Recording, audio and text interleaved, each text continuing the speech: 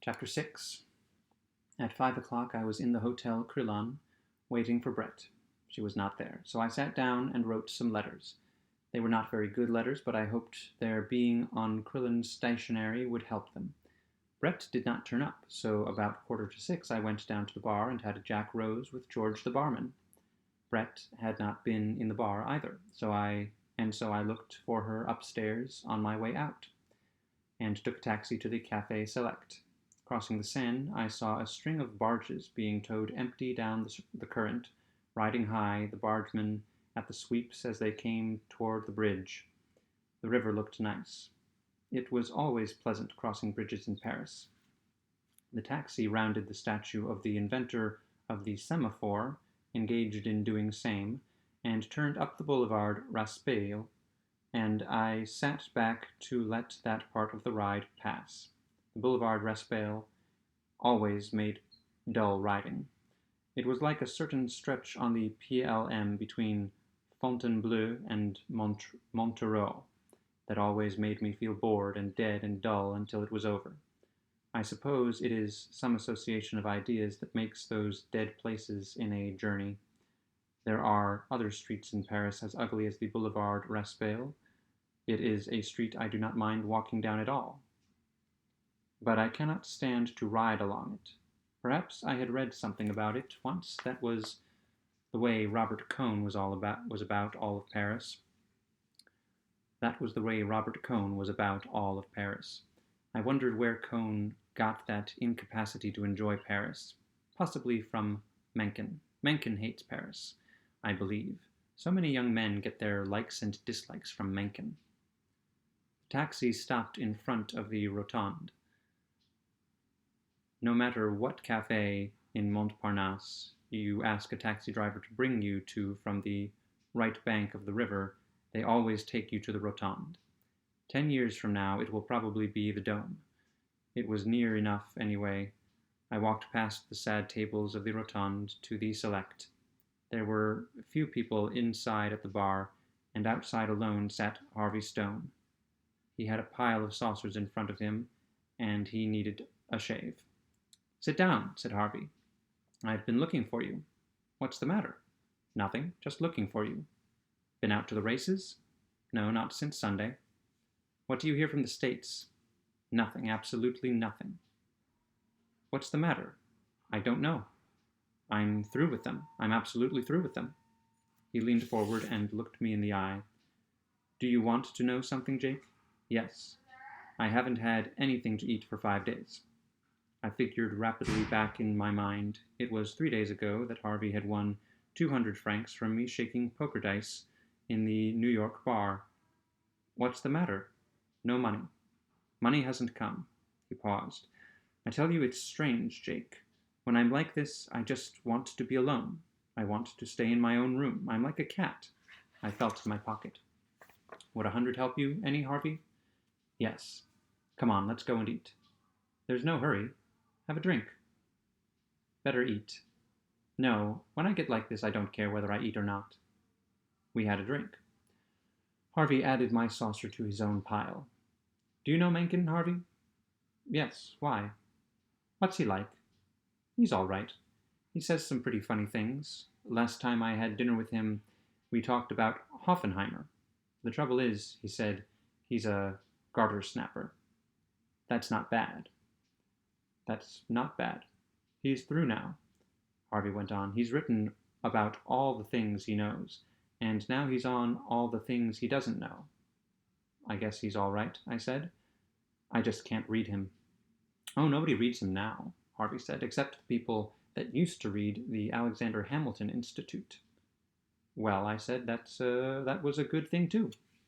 "Sure," said Harvey. So we sat and thought deeply for a while. "Have another port?" "All right," said Harvey. "There comes Cohn," I said. Robert Cohn was crossing the street. "That moron," said Harvey. Cohn came up to our table. "Hello, you bums," he said.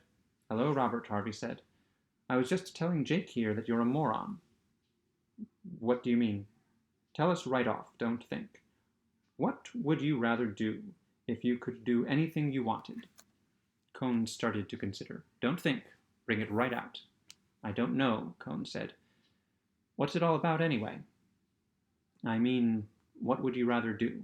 What comes into your head first, no matter how silly it is? I don't know, Cone said. I think I'd rather play football again, with what I know about handling myself now. I misjudged you, Harvey said. You're not a moron. You're only a case of arrested development. You're awfully funny, Harvey, Cone said. Someday somebody will push your face in. Harvey Stone laughed. You think so? They won't, though, because it wouldn't make any difference to me. I'm not a fighter. It would make a difference to you if anybody did it? No, it wouldn't. That's where you make your big mistake, because you're not intelligent. Cut it out about me. Sure, said Harvey. It doesn't make any difference to me. You don't mean anything to me. Come on, Harvey, I said. Have another Porto. No, he said. I'm going up the street and eat. See you later, Jake. He walked out and up the street. I watched him crossing the street, through the taxis, small, heavy, slowly, sure of himself in the traffic. He always gets me sore, Cone said. I can't stand him. I like him, I said. I'm fond of him. You don't want to get sore at him. I know it, Cone said. He just gets on my nerves. Write this afternoon? No, I couldn't get it going. It's harder to do than my first book. I'm having a hard time handling it. The sort of healthy conceit that he had when he returned from America early in the spring was gone. Then he had been sure of his work, only with these personal longings for adventure. Now sureness was gone. Somehow I feel I have not shown Robert Cone clearly. The reason is that until he fell in love with Brett, I never heard him make one remark that would, in any way, detach him from other people. He was nice to watch on the tennis court, he had a good body, and he kept it in shape. He handled his cards well at bridge, and he had a funny sort of undergraduate quality about him.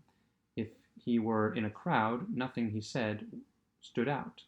He wore what used to be called polo shirts at school, and may be called that still.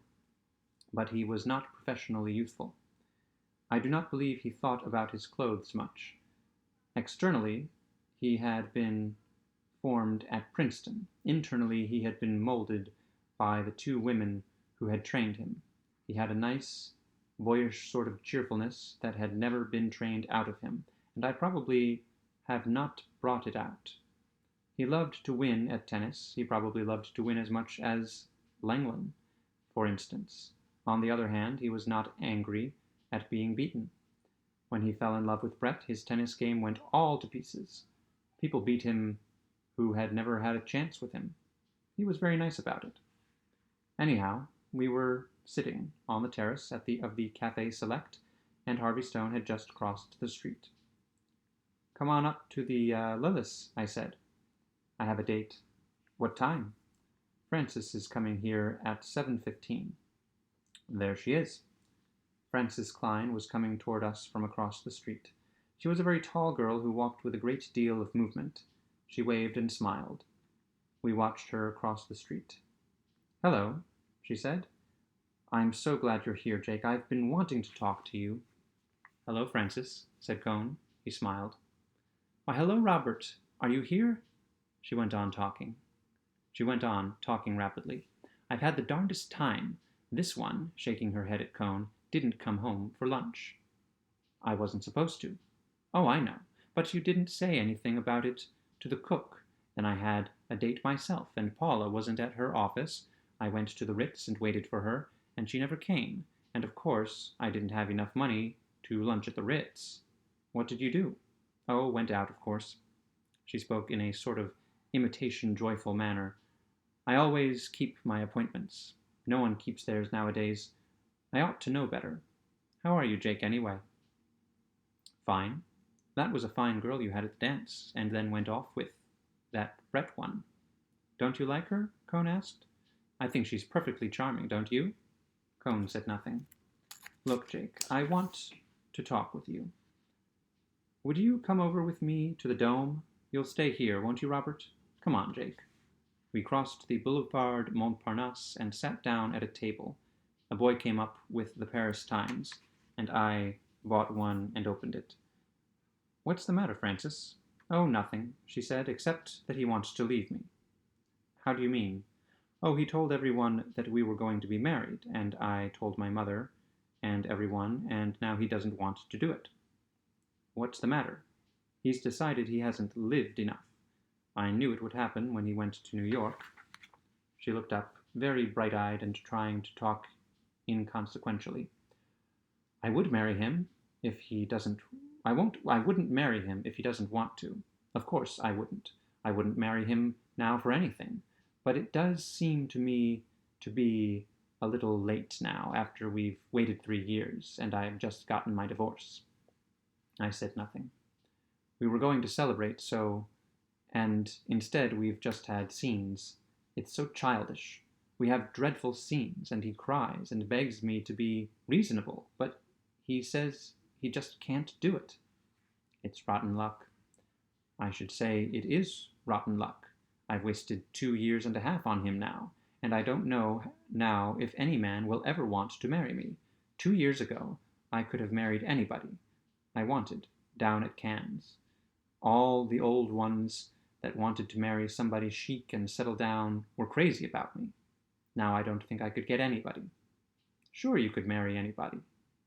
"No, I don't believe it. And I'm fond of him, too. And I'd like to have children. I always thought we'd have children." She looked at me very brightly. "I never liked children much. But I don't want to think I'll never have them. I always thought I'd have them, and then like them." "He's got children." "Oh, yes, he's got children, and he's got money, and he's got a rich mother, and he's written a book, and nobody will publish my stuff. Nobody at all. It isn't bad, either, and I haven't got any money at all. I could have had alimony, but I got the divorce the quickest way." She looked at me again very brightly. "It isn't right. It's my own fault, and it's not, too. I ought to have known better. And when I tell him, he just cries and says he can't marry. Why can't he marry? I'd be a good wife. I'm easy to get along with. I leave him alone. It doesn't do any good. It's a rotten shame. Yes, it is a rotten shame. But there's no use talking about it, is there? Come on, let's go back to the cafe.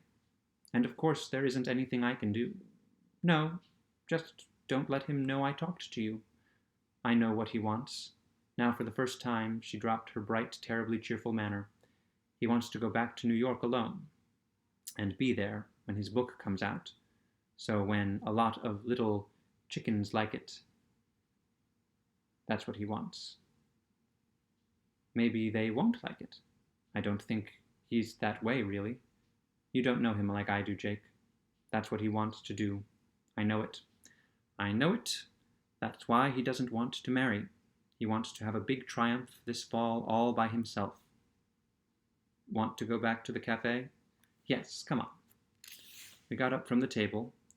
They had never brought us a drink, and started across the street toward the Select, where Cone sat smiling at us from behind the marble-topped table. "Well, what are you smiling at?" Francis asked him. "Feel pretty happy?" "I was smiling at you and Jake with your secrets." "Oh, what I've told Jake isn't any secret. Everybody will know it soon enough. I only wanted to give Jake a decent version."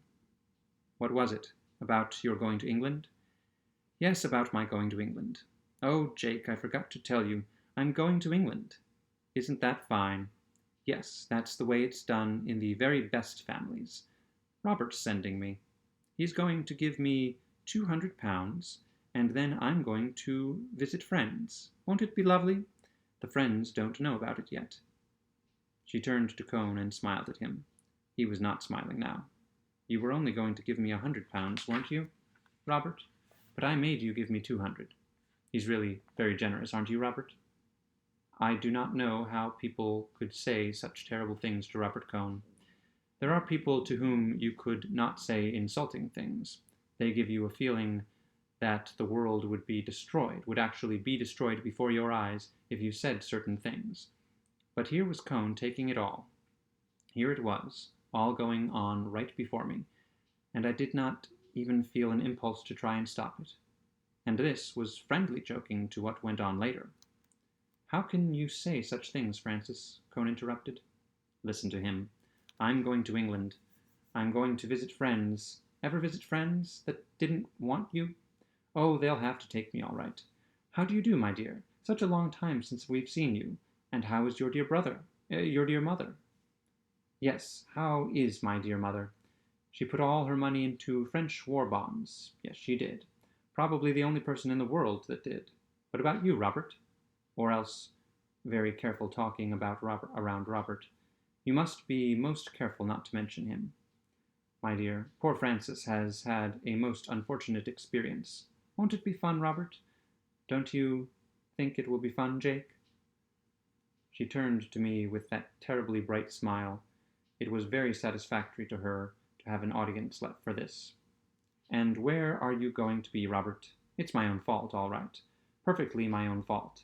When I made you get rid of your little secretary on the magazine, I ought to have known you'd get rid of me the same way. Jake doesn't know about that. Should I tell him? Shut up, Francis, for God's sake. Yes, I'll tell him. Robert had a little secretary on the magazine. Just the sweetest little thing in the world, and he thought she was wonderful. And then I came along, and he thought I was pretty wonderful too, so I made him get rid of her. And he had brought her to Provincetown from Carmel when he moved to the magazine, and he didn't even pay her fare back to the coast. All to please me. He thought I was pretty fine then, didn't you, Robert? You mustn't misunderstand, Jake. It was absolutely platonic with the secretary. Not even platonic, nothing at all, really. It was just that she was so nice. And he did that just to please me. Well, I suppose that we that live by the sword shall perish by the sword. Isn't that literary, though? You want to remember that for your next book, Robert. Robert is going to get material for a new book, aren't you, Robert? That's why he's leaving me. He's decided I don't film well. You see, he was so busy all the time that we were living together writing on his book that he doesn't remember anything about us. So now he's going out and gets some new material. Well, I hope he gets something frightfully interesting. Listen, Robert, dear, let me tell you something. You won't mind, will you? Don't have scenes with your young ladies. Try not to, because you can't have scenes without crying, and then you pity yourself so much you can't remember what the other person said. You'll never be able to remember any conversations that way. Just try and be calm. I know it's awfully hard, but remember, it's for literature. We all ought to make sacrifices for literature. Look at me. I'm going to England without a protest. All for literature. We must all help young writers. Don't you think so, Jake? But you're not a young writer, are you? Are you, Robert? But you're not a young writer, are you, Robert? You're 34. Still, I suppose that is young for a great writer. Look at Hardy. Look at Anatole France. He just died a little while ago. Robert doesn't think he's any good, though. Some of his French friends told him he doesn't read French very well himself. He wasn't a good writer like you are, was he, Robert? Do you think he ever had to go and look for material? What do you suppose he said to his mistresses when he wouldn't marry them? I wonder if he cried too. Oh, I've just thought of something. She put her gloved hand to her lips. I know the real reason why Robert won't marry me, Jake. It's just come to me. They've sent it to me in a vision in the Café Select. Isn't it mystic? Isn't it mystic? Someday they'll put a tablet up, like at Lourdes. Do you want to hear, Robert? I'll tell you. It's so simple. I wonder why I never thought about it. Why, you see, Robert's always wanted to have a mistress, and if he doesn't marry me, why, then he's had one. She was his mistress for over 2 years. See how it is? And if he marries me, like he's always promised he would, that would be the end of all the romance. Don't you think that's bright of me, to figure that out? It's true, too. Look at him and see if it's not. Where are you going, Jake? I've got to go in and see Harvey. I've got to go in and see Harvey Stone a minute. Cone looked up as I went in. His face was white. Why did he sit there? Why did he keep on taking it like that? As I stood against the bar looking out, I could see them through the window. Frances was talking on to him, smiling brightly, looking into his face each time she asked, "Isn't it so, Robert?" Or maybe she did not ask that now. Perhaps she said something else. I told the barman I did not want anything to drink and went out through the side door. As I went out the door, I looked back through the two thicknesses of glass and saw them sitting there. She was still talking to him. I went down a side street to the Boulevard Raspail. A taxi came along and I got in and gave the driver the address of my flat.